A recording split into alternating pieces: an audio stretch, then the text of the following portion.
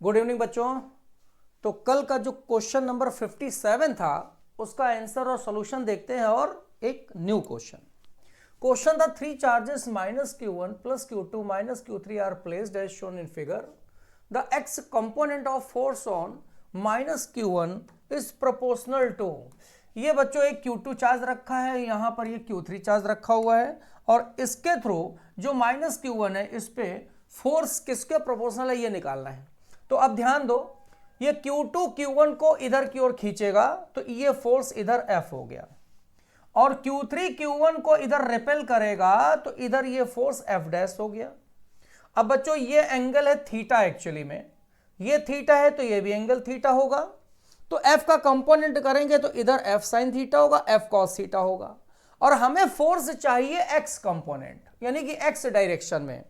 तो Q1 के ऊपर एक तो Q2 इधर F लगा रहा है और F का कंपोनेंट इधर F डैश साइन थीटा हो गया, यानी कि Q1 पर X डायरेक्शन में जो फोर्स हुआ वो फोर्स हुआ बच्चों F plus F dash sign theta. तो टोटल फोर्स हो गया F plus F dash sine theta. F की वैल्यू Q1 और Q2 के बीच में लगने वाला फोर्स हो जाएगा K Q1 Q2 by r square, R की वैल्यू B है तो K Q1 Q2 by B square. Q3 और Q1 के बीच में फोर्स हो जाएगा K Q1 Q3 upon distance A square, तो ये F डैश की वैल्यू हो गई साइन थीटा। इससे कॉमन कर लें तो कॉमन बच्चों हम कर सकते हैं K Q1 अगर कॉमन करेंगे तो अंदर बचेगा Q2 by b square plus Q3 sine theta by a square, यानी कि जो F प्रोपोर्शनल हो जाएगा वो प्रोपोर्शनल होगा बच्चों Q2 by b square Q3 by a square sine theta.